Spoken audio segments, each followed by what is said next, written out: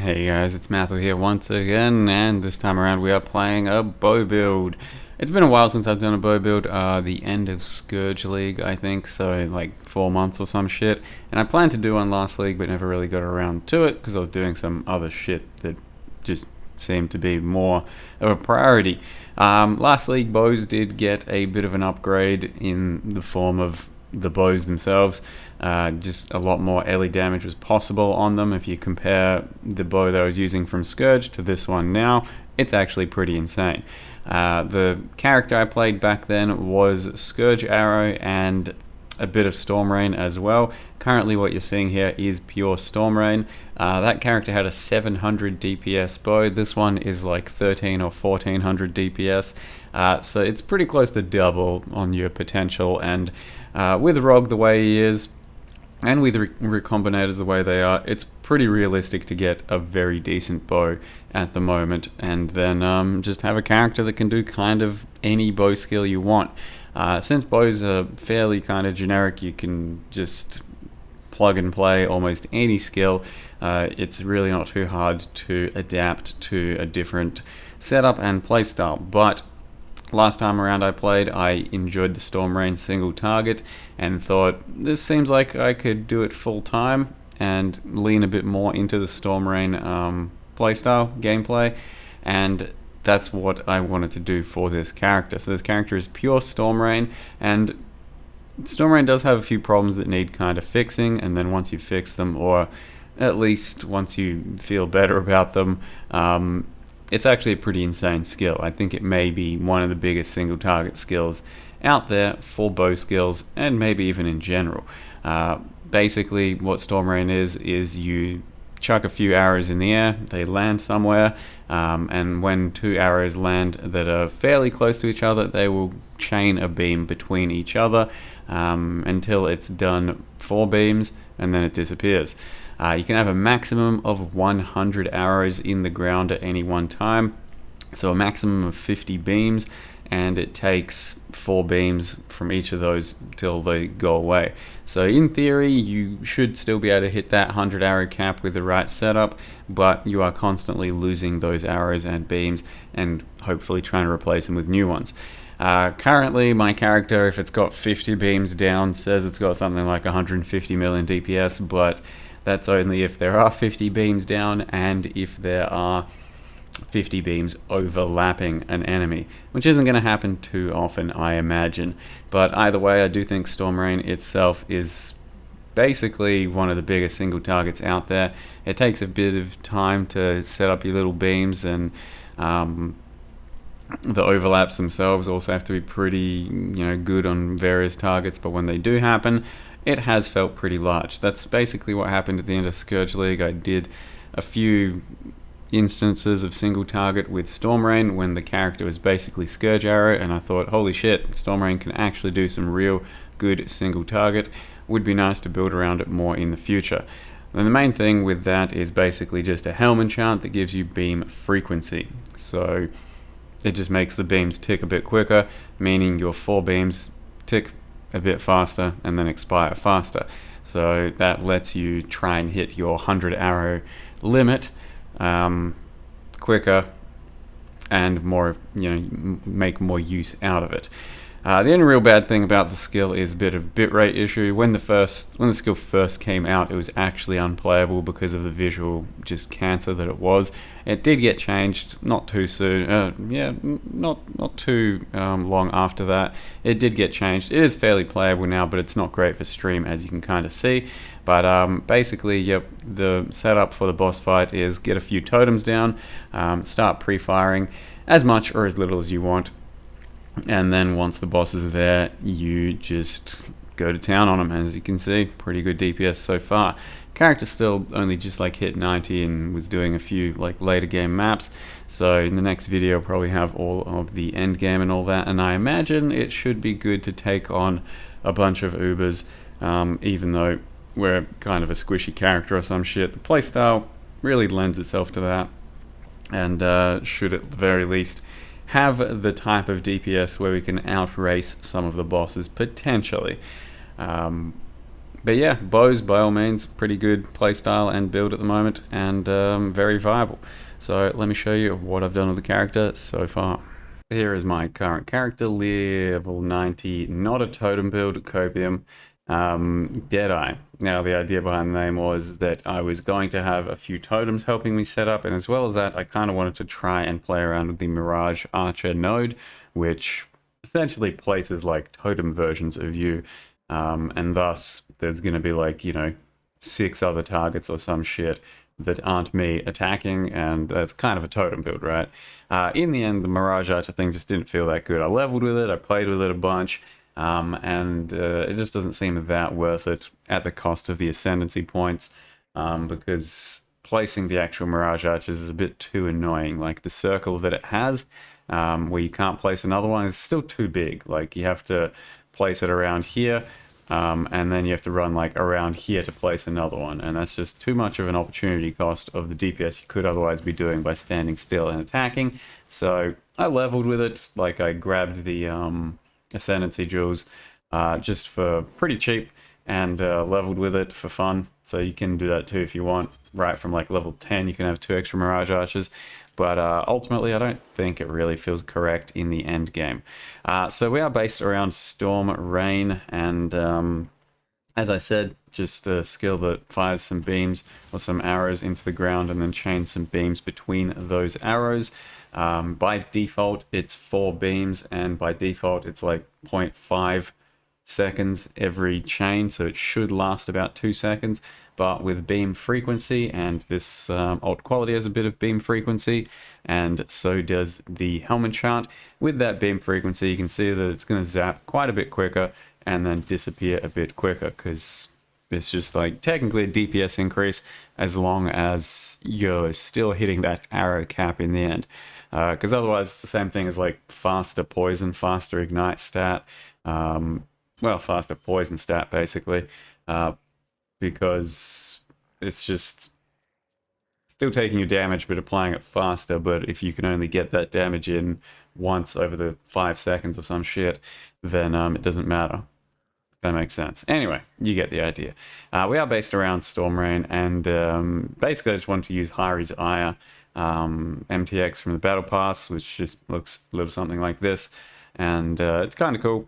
And the chest itself is still okay, but nothing too mind-blowing these days. You really don't have to use one of these in a bow build anymore, because that amount of cold damage is nothing mind-blowing. It used to be pretty similar to the maximum amount of damage you can get on a bow, but now that bows can just look so ridiculous, it's a small amount of extra damage, but still kind of worth using, and we are using it. So this bow here is what I'm rolling with, and it is the product of a bit of rogging. So you do some rog, you get a couple of max LE rolls, some shit like that. A lot of the time, you know, with enough rog, you can get just like perfect bows, and they become insane. But then I just grabbed an essence and made a bit of another bow, smash them together with recombinators, and just got good prefixes. I then just wiped the prefixes, so prefix cannot be changed, Veil Orb, and got this double damage. Still not sure if it's what I want to keep. I might go for the double damage focus. Having some crit on the bow would be real nice too, so if I keep this, you know, try and slam for crit or some shit. Otherwise, just currently crafted a cheap attack speed and seeing how we go. But it can get bigger, and it hopefully will in the end. Might try and make more bows. Don't know. See how we go. But just a bunch of flat damage from the bow, bit of flat damage from Hari's, and that's most of the damage of the character put together. Otherwise, you can get a bit of damage on rings and shit. You can get a bit of damage on your quiver. But the other main source of damage, and kind of new technology I'm using right now, is anger, being my only aura from one of these new Shaper jewels, Sublime Vision. New prismatic jewel, just kind of tries to emphasize the focus on one aura specifically. So it says aura skills other than anger are disabled, anger itself is a bit boosted, and then always scorch while affected by anger. So with this jewel, it essentially means I don't need to get a Secrets of Suffering, which is extremely powerful and probably going to always be the best version of this build. I'm trying to go just a slightly different route to not do the Secrets of Suffering cheese in every single build. So I'm not using any brittle, not using any sap, and I've got Scorch coming from here. This will give me 30 LE pen, or lower the enemy res by 30 almost all of the time, since I've spec'd into some ailment effect as well. And then it means that I get to keep my shock, keep my chill, keep my freeze. Chill and freeze are pretty damn good for Storm Rain because you do really want to slow things down to not move out of your beams. So it feels kind of good doing this and not doing Secrets of Suffering. They are pretty limited in supply, these type of jewels, so you know, not everyone's going to be able to copy this build, but I encourage you to then just get an interrogation jewel, Secrets of Suffering, and you'll have a character with a lot more output anyway, and you won't have to focus on crit as heavily as I did, because I got no brittle, so it's actually pretty hard to get my crit up. I'm at like 80 or 90 right now, and I've put a fair bit of work into it. Either way, this is the tech I'm doing, and it means that all other aura skills are disabled, but we can still use Arctic Armor. That's not technically an aura skill. You can use Herald of Ice, you can use Aspect of the Spider, or any aspect. Currently, I've just set it on Arctic Armor, and I was going to use Aspect of the Spider with some of these nodes, but I don't know, decided it's not really worth it, and just sticking to these two at the moment. The passive tree looks a little something like this. My previous bow build went all the way up here and used a Lionize jewel to pick up the dagger nodes and the claw nodes. This time around, I wanted to do something a bit different and just go down and do a cluster jewel that then lets me pick up just a bit of ailment effect and crit, and Storm Rider, which caps me on my power charges almost instantly, so that's pretty nice, and then run 2 Feasts of Flesh for life gain on hit. So kind of the meme around this build is to also stack life gain on hit. So I've got an implicit ring here and a hunter ring here, because each of these individual beam chains will proc life gain on hit, and that can be quite a lot of sustain for Storm Rain. So if you want to build a bit thicker, you can actually just like infinitely sustain, kinda. But my goal was to kind of hit around 5k life, cap spell suppress, good evasion, and then just have lots of DPS and really good sustain.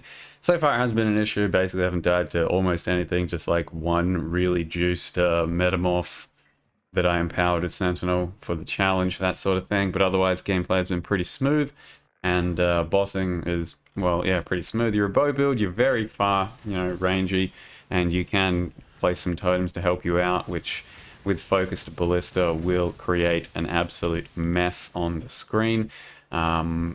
But of course you can go a bit thicker into defense if you really think you need to. Play it yourself, see how you go. I don't think it's necessary too much. I've got 60% chance to evade, I've got blind on hit, some chaos res, capped on my spell suppress, with the flask that is, at the moment. And lots and lots of DPS, got chill, got slow, freeze, whatever. Yeah, it's okay. And some Arctic Armor. But yeah, the one, I think, real negative of doing this setup and disabling everything else is I can't use Grace. Would have loved to have used Grace. I would have used Grace and then taken these nodes and it would have been completely fine. But yeah, like I said, go into Secrets of Suffering if you want a bit of a stronger build, I think. Otherwise, then grab the Watcher's Eye with crit multi for anger. The Vitality does nothing since I don't have that. And then bows do have some nice masteries now, I think. We've got the crit one here for arrows traveling further, and then I also took this one up here for approach speed turned into damage. Now, we do have a bit of approach speed on long shot as a anoint. Bit of approach speed over here, and you can get someone like gear if you know, happen to, like your bow, your quiver. In the end, it's a decent enough node, and it helps to level with that one with a Quill Rain, quite a lot of damage early on for approach speed. And as far as the whole arrows and fire shot thing is concerned, it'll be listed on the wiki, but essentially if you attack like this and it lands right next to yourself, that's point blank range, so you're not getting any real value out of far shot there. It's based off the distance between you and the character essentially, so if you're like attacking from here to there, that's going to get pretty much maximum far shot value, because yeah, the arrow's going really high into the air and then landing next to you is still point blank. It's not about how far the arrows have traveled, it's about the distance between the point to you and your character. And a lot of the time we do get to have this playstyle. If you'd rather just not have to worry about that, because for some bosses you'll be like kind of face tanking. Then you can do more of a point blank sort of thing. But thematically, for archers these days and some of these builds, I do like far shot and staying away from the enemies, so that's why I justified Deadeye in this one, but you don't necessarily have to. I don't think this one screams Deadeye, but I do think Deadeye is very good. On top of that, you get the Sniper Mark Ascendancy, or just Mark Ascendancy for more effective your marks, and then also took 2 additional arrows in the end when, like I said, planned for this, but took 2 additional arrows, and that just means that you fire 4 arrows onto the ground to chain immediately. If you've only got 1 arrow just firing into the ground, you're never starting out with any chain, so you want at minimum 1 additional arrow somewhere. 2 additional arrows is really nice, and then the more you add, kind of the wonkier it gets. Because if you add even more arrows, like GMP for example, which I was using for a while, you can see that we just start shooting out lots of arrows, and it's good for clear technically, because you just like cover almost the entire screen in a couple of shots. And I do think I'm mostly clearing with that setup. For single target, it means that your beams aren't going to be overlapping quite as well, and also not doing as much damage. So I use this for clear, just for even more arrows, and that's currently 8 arrows. But for single target, we're getting rid of that and putting in hypothermia. So I did grab a life fractured quiver and then just spammed some scorns into it, I think it was. And yeah, like, it's just going to get an additional arrow eventually. It's not that rare. And then as long as it came with something else, this time around it came with increased damage with bow skills, which is pretty good. And then crafted the crit frenzy thing. Still got a spare prefix. Basically, I looked up additional arrow quivers with crit multi and life, and they were like 10x or some shit. So instead I bought the fracture for like 10c and then used like 50 scorns and got this result. So definitely a bit more worth doing yourself, I think. But we don't need the additional arrow on this build if you're doing Deadeye and getting 2 additional arrows here, but it would maybe just help a little bit more. So the link setup is Storm Rain, Divergent Mirage Archer, which is skill effect duration. In this case, doesn't do anything anymore. I just wanted it for the Ascendancy node. We then got Hypothermia, Inspiration, Trinity, and Ellie damage with attacks. And the totem-based setup is Hypothermia, Focus Ballista, Crit damage, Ellie damage attacks, Ballista Totem, and Storm Rain. Trinity doesn't work on this setup, so you could do Ellie Pen instead if you want, but as long as you got Scorch happening, that's going to be a lot of the damage you need anyway.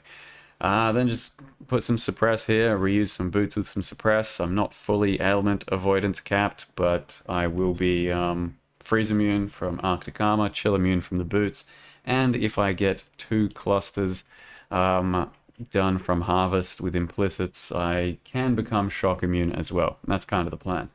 Otherwise, yeah, reusing some boots, some gloves.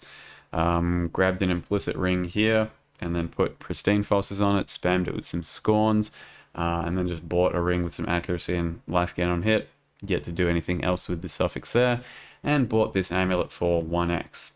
You do need some int, you do need some strength, so you got to fill that out somewhere, and yeah, that's the character. Nothing too major so far. It's probably like 10x worth of gear once again, 5-10x depending on how much you're crafting of your own shit. But I think it should perform pretty nicely in the end game, and I'm hoping to see it take on some Ubers. But I think both playstyles are pretty nice, and Storm Rain itself, pretty cool skill. If you don't like Storm Rain, you can play plenty of other things, or you can have a clear setup and a single target setup, which is what I did originally for the Scourge Arrow build. So that'll be that. Thank you very much for watching. See you guys next time.